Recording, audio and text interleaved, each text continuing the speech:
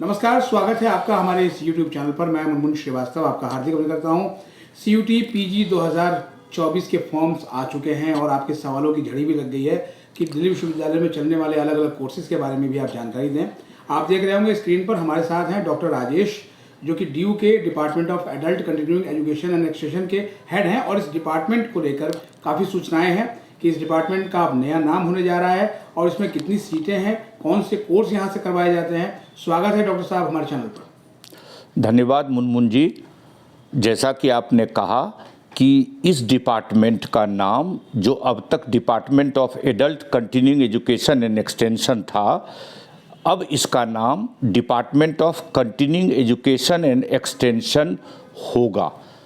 और यह विभाग 2013 से MA in life long learning and extension course करता है, जिसका जैसा आपने ठीक बोला कि 2024 के लिए नामांकन की प्रक्रिया प्रारंभ हो गई है। यह हमारा कोर्स NAP 2020 के अनुसार कोर्स है, जिसमें 43 सीट है और हमारा राष्ट्रीय और अंतर्राष्ट्रीय स्तर का इस बच्चों को बाहर भेजने का, यूरोप भेजने का और दूसरे देशों में भेजने की भी प्रक्रिया है।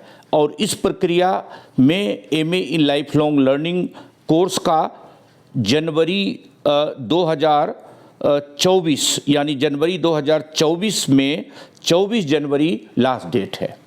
अच्छा, मतलब जो CUT PG के लिए फॉर्म भर रहे हैं तो उसमें इस कोर्स के लिए भी जो कोड भरे मुझे वो ये जो CUET के द्वारा MA in life long learning and extension का कोर्स प्रारंभ किया गया, यह कोर्स जैसा कि हमने बताया कि 2013 से चल रहा है और CUET जो लास्ट ईयर पिछली बार प्रारंभ हुआ, उसके बाद हमारे यहाँ अच्छे बच्चे, बल्कि राष्ट्रीय स्तर के बच्चे अलग अलग प्रांतों से आने लगे।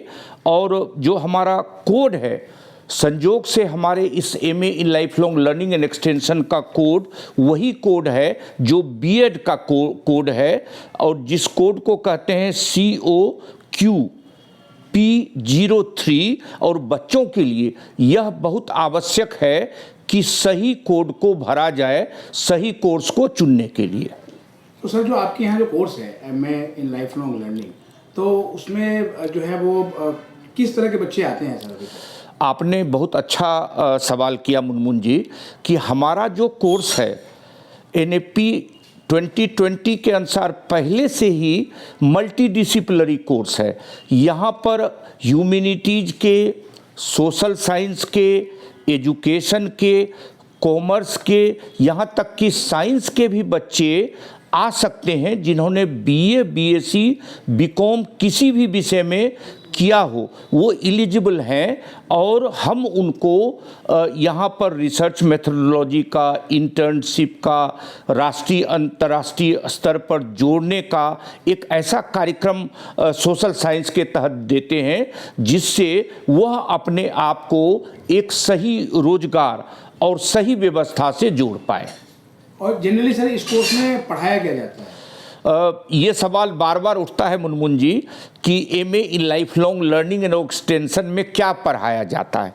इस कोर्स में सोशल साइंस के वो सारे गूढ़ विषय जो अलग अलग डिसिप्लिन से, सोशल एस्पेक्ट के, इकोनॉमिक एस्पेक्ट के, डेमोग्राफिक एस्पेक्ट के, कल्चरल एस्पेक्ट के, रिसर्च मेथोडोलॉजी के, प्रोजेक्ट फॉर्मुलेशन के, इवेल्युएशन के, वो सारे कंपोनेंट आते हैं जिसको करके बच्चे न सिर्फ टीचिंग के लिए बल्कि NGO मैनेजमेंट के लिए, एंटरप्रेन्योर के लिए, सेल्फ रिलायंट अपने आप को बनाने के लिए बहुत महत्वपूर्ण आते हैं। और ये भी मुनमुन जी आपको बता दें कि आसपास के सोशल साइंस के बच्चे हमारे पास आते हैं कि आप कोर्स के अलावा कई मल्टीडिसिप्लिनरी, कई को करिकुलर एक्टिविटी करते हैं जो बच्चों को पर्सनालिटी डेवलपमेंट और सॉफ्ट स्किल जो NAP 2020 का एक महत्वपूर्ण मकसद है, उसको हम लोग इस MA in life long learning और एक्सटेंशन से पूरा करने की कोशिश करते हैं। वो भी इसका इंटीग्रल पार्ट है।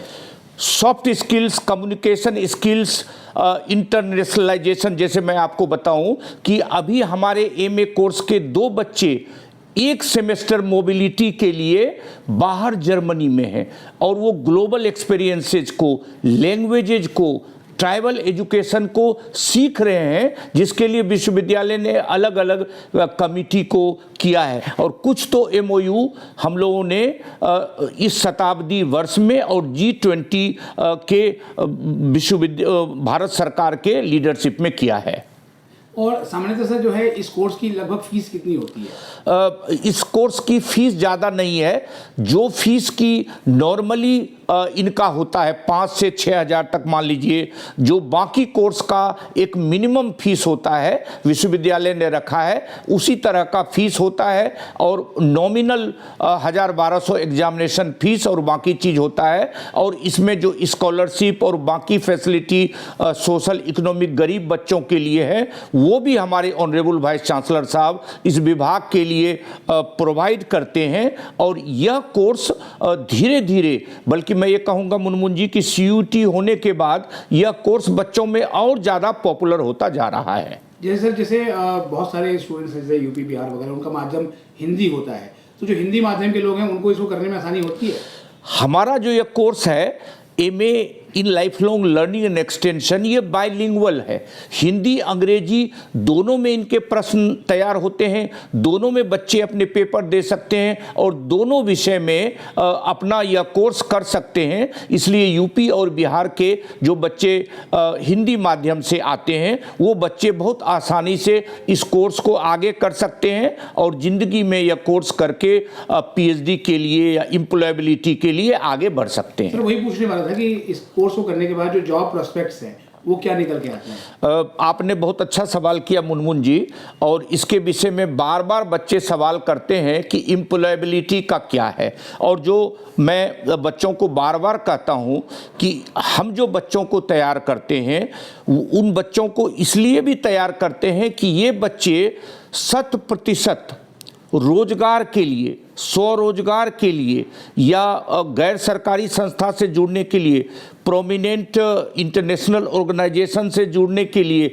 अगर आप देखें हमारे बच्चे IAS से लेके, पब्लिक सेक्टर से लेके, गवर्नमेंट से लेके, NGO से लेके, इंटरप्रेन्योर तक हैं, अभी तक जो भी बच्चे आते हैं, इवन कि हमारे जो एड ऑन कोर्सेज वाले काउंसलिंग और टूरिज्म का है, जो MA in life long learning वाले बच्चे करते हैं, ये बच्चे भी अगर हमने देखा तो तकरीबन 60 से 70% इसकी कहीं न कहीं एम्प्लॉयबिलिटी से जुड़े हैं। क्योंकि हम सिर्फ इनको टीचिंग से नहीं, बल्कि ज़िंदगी के हर सॉफ्ट स्किल से, वोकेशनल स्किल से जोड़ के रखने की कोशिश करते हैं। बहुत बहुत धन्यवाद डॉक्टर राजेश, हमें समय देने के लिए। धन्यवाद मुनमुन जी।